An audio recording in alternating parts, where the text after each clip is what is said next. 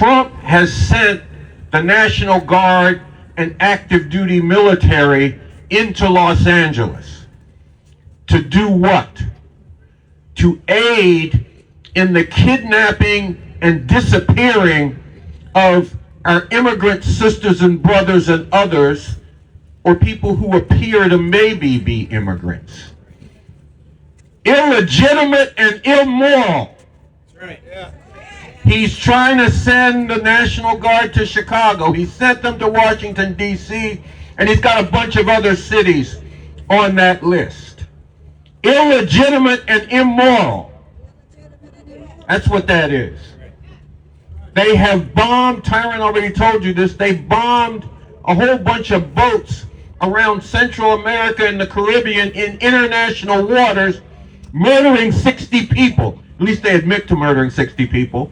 There may be others that they just ain't told us about yet. Again, illegitimate and immoral. This relates to that oath. And actually, I found out from some of the other vets who talked that every time you get promoted, you take the oath again. I didn't get promoted very often, so I really only got to take it once. But I'm glad to find out that some of the other people, you know, that it gets ingrained in military life.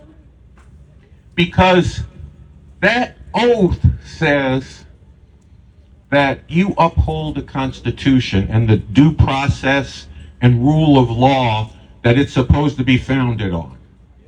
It doesn't say, let's push that aside and whatever the current occupant of the White House tells you to do, you go do it.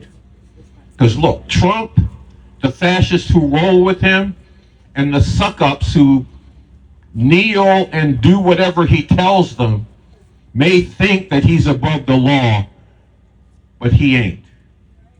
That ain't right. That ain't real.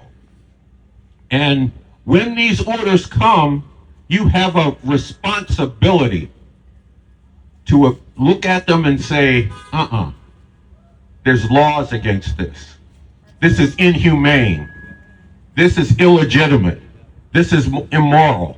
And if you're a veteran, you have a responsibility to speak out against these kinds of laws. Say, hell no, these laws should not be taken up. They should not be followed because they're illegitimate, because they're immoral, because they violate U.S. and international law. And look, I got some experience with immoral, illegitimate law orders. Because they gave me orders to go to Vietnam back in 1969.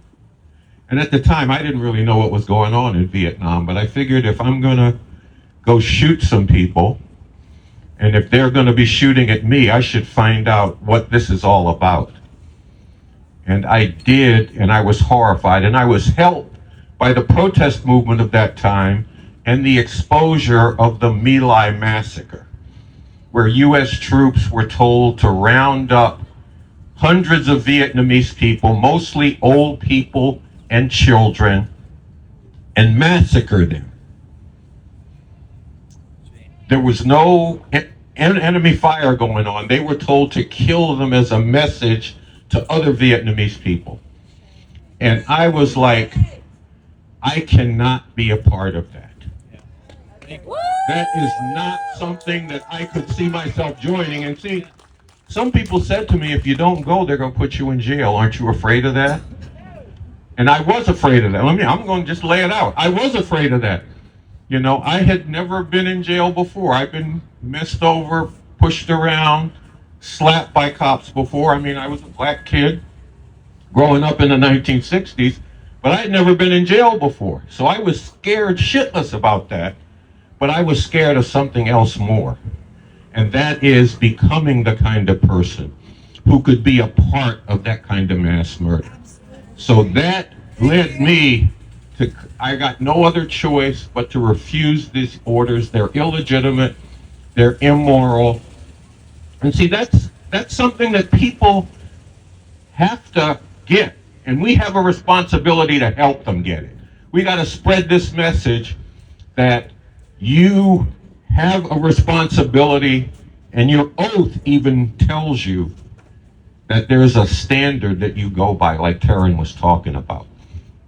And that standard is being run roughshod over by these fascists, and people gotta not kneel down and suck up to it and go with it because the guy with more stripes or the woman with more stripes on their shoulders are telling you.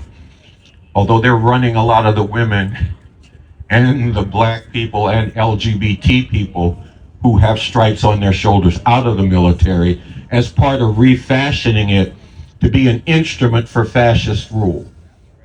Now, some people say, well, don't you wish you hadn't gone to prison? And I said, well, I had to refuse orders, which meant I was gonna go to prison. And it was a sacrifice, but it was worth it. It was worth it because it was the right thing to do, and frankly, it was worth it because it was the first step towards my journey of becoming a revolutionary and dedicating my life to making revolution to get rid of the imperialist system that brings all this hell down on people, and to the emancipation of humanity. And that's a path that I follow today. And look, big part of the reason that I'm still following it today is the revolutionary leader that I follow, Bob Avakian, who has charted the course for how we need to go to continue to see the opportunity to emancipate humanity and the course we have to take to it, right down to this thing of fighting to drive this fascist regime out. Because look, the other vets get up here with me, we're together, but they don't necessarily have to share my view about revolution. Well, I'm glad you do, and if you do, let's get with us and let's make that.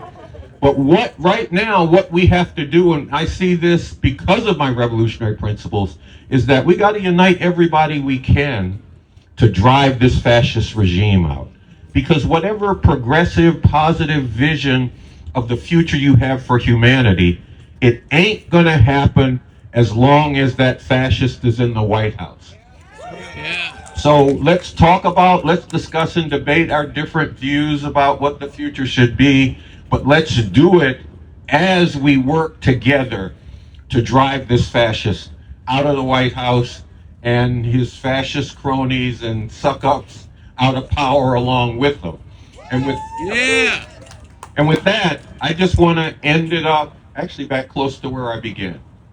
In the name of humanity. In the name of humanity. In the name of humanity. In the name of humanity. We refuse to accept. We refuse to accept. A fascist America. A fascist America. Trump